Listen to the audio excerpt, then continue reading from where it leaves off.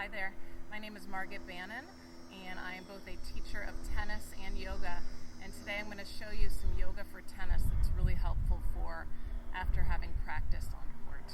Okay, so many of us have these tight hamstrings. That's the backs of the legs that we often feel tight after having played because we're bending the knees, we're running around the court. And so it's really an area that needs to be addressed if we're tennis players and we want to play our best tennis.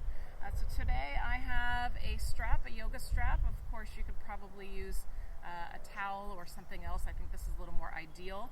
The strap is not one of those stretchy straps. It's made out of cloth, and I prefer the 8-foot strap, especially if you're a little taller or a little tighter in nature. Okay, so I'm going to come onto my back and show you what this is all about. I'm coming down with bent knees. This will be the easier version to begin with. And then I'll come to draw one knee in towards the chest as I strap the bottom of the foot. Now, depending on where you strap the foot, you might feel some different sensations. Today I'm just going into the arch of the foot a little bit more.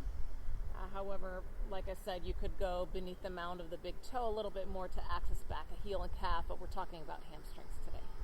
Okay, so I've got that strap in the arch, and notice how I'm hanging on with my hands, but I'm not forcing. In fact, I might start with my elbows on the ground first, and I want to find the place where my leg can be straight comfortably. In other words, if we're really tight, you might see something where the knee is bent and we're in towards the chest. I'm gathering some of you are going to want to be forcing that leg in towards your body, but really observe where the leg can be straight. And then once that happens, you might actually firm up the back of the thigh a little bit more in order to access a little more opening through the back of the leg. Okay, so if we're comfortable here, and one sign that you're comfortable is that you're able to breathe with ease, you might walk your hands up the strap so that the elbows straighten. And notice how my shoulders are still on the ground. I'm not hiking my shoulders up. I'm not creating additional tension for the upper body. In other words, I'm not going to sacrifice the upper body for the sake of this leg. Okay, so I can hold it here breathing, I would say on the short end about 30 seconds. On the ideal end, maybe as long as 2 minutes, just to work towards long-term flexibility. So if my foot is more or less parallel, I have the sky here, normally I would say parallel to the ceiling, then I might go ahead and extend the bottom leg down. This is going to increase the amount of stretch that I'm feeling. And so you might try that and decide that you want to come back, and that's fine. So just because a more challenging version is offered doesn't mean that it's appropriate for us. So see where you are, version 1, version 2, and that's where you're really going to hold the breath.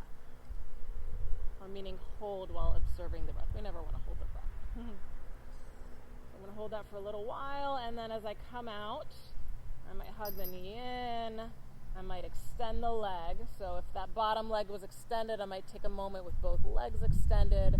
If the bottom knee was bent, I might just take a moment with both knees bent. Either way, you're observing any changes between the sides. This is an exciting one because you can usually observe the difference right away between the side you've worked with and not. Okay, so I'm going to take that into second side. I'm going to hug a leg in. I'm going to strap the foot. Notice how I'm coming in slowly. I don't want to shock the leg. I might start easily with elbows on the mat until I figure out where my leg can become a little straighter. And then I might actually firm up the leg a little bit more on purpose. My elbows have made their way off the ground. I'm coming up a little higher. And again, I'm not forcing with the hands. I'm pressing foot into strap, strapping towards foot. And then if it's appropriate for me, I might take this a little bit deeper. I would watch the second version, especially if you tend to have low back pain, which is real common for tennis players. So the bent knee version would make a little more sense, would offer a little more support. Again, so I'm going to hold. I'm going to take some breaths, maybe feeling as if the exhalations are offering some release. And then once I've done that, I'm going to hug the leg in. I'm going to let both legs be in the same position for a couple moments. And to bring balance to the sides, I might hug both knees in towards my chest for a moment before I come up. And then I'm going to come on out. So I'm going to take a couple moments before I come to stand. And so there you have it, reclined leg stretch. I think I forgot to tell you what that pose was called.